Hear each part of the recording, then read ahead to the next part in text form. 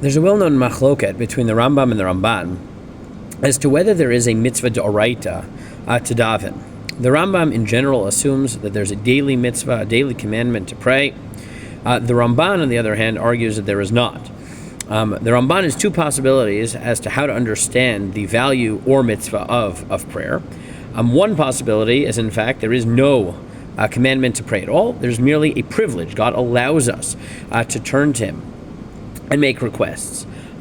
His second possibility is that there is a mitzvah to daven, but not daily like the Rambam would have it, but rather there's a special mitzvah to daven be'et sarah, a mitzvah to daven at a time of distress. Interestingly, the Rambam himself agrees that there is a unique mitzvah to daven at a time of distress. However, he thinks that this is an additional mitzvah. The Rambam in the Yad records this not in with his normal halachot of tefillah, but rather in Hilchot Ta'aniot, where he writes that mitzvah aseh achati, there's only one mitzvah in Ta'aniot, v'hi litzok lefnei Hashem b'chol eid sarah gdola shelo tavo al hatzibur. There's a mitzvah to cry out to God with every distress that, God forbid, shouldn't happen, but if it does happen, for the community. Now, there's a little bit of a distinction possibly between the Rambam and the Ramban as to whether that has to be a national tragedy, a national time of distress, or not. We'll leave that for the side. Leave that to the side for the moment.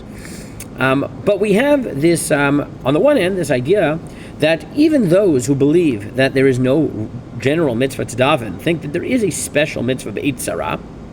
And even according to the Rambam, who thinks that there is a daily mitzvah to daven, he thinks that when there is a time of distress, there is a unique requirement to daven.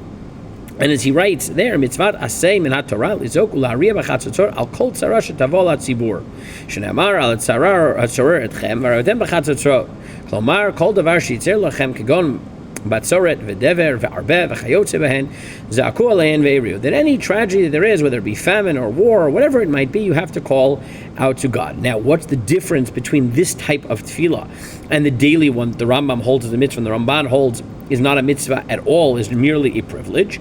So the Rambam here writes, v'davar zeh midarkei tshuva. It's part of tshuva. Shebizman shetavot tzara v'yitzaku alav yariu. When you call out to God and you blow the shofar, hakol shebiglam ma'asehem hara'im hura lahem. What you're declaring is that it is because of you that these things happen. Kakatuv avonotechem itu v'gomer v'zehu shigron lahem la'asir hatzara me'alehem. And this is what will cause the distress to be taken away. And then in Gimel he says, if you don't daven, that would be terrible.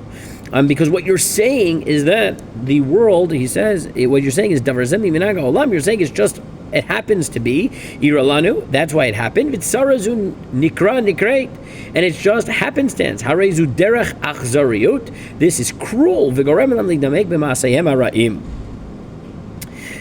Now, recently, the last few months, this has been very powerful to me. The idea that when there is a time of distress, especially national distress, that uniquely you need to turn to God, because you need to recognize that there's an idea of hashgacha, of God's providence, and to not turn to God when things are hard is to declare that everything is just happenstance.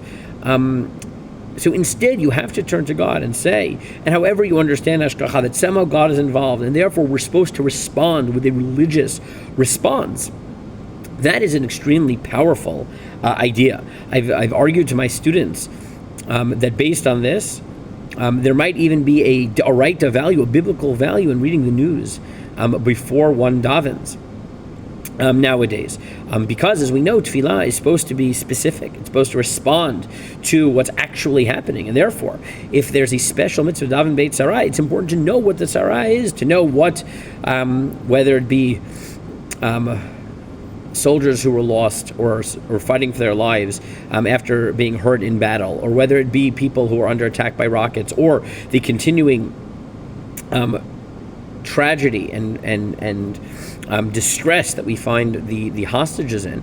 Reading the news and being able to think very precisely about the tefillah, what to daven in tefillah, I think has biblical value. It allows you, it's a hechsher mitzvah, it's a preparation of a mitzvah de'oraita. Now, the amazing thing is we enter the 3 weeks and the 9 days and then Tisha B'Av, is that the Rambam moves from this to the fast days that we have for lack of rain, which is a type of a natural distress, and that makes sense.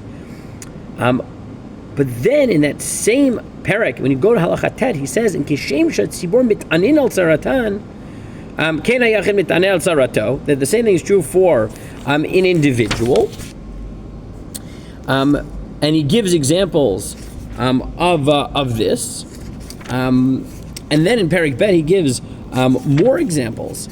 But when you get to Perek Hey, he says, "V'yesh sham yamim shekol yisrael metanim behem b'nei atzorot shir'u behen kidei le'orer ha'levavot u'ftoch darkei tshuva." But there are national fast days like Shivasar B'Tammuz, like Tisha B'Av, when everyone fasts to open it us to tshuva. Because their actions were like ours. By remembering this, and what's amazing, the Rambam thinks that the same visceral reaction that we're supposed to have in the moment, when things are actually happening to us, we also are supposed to have for historical tragedies.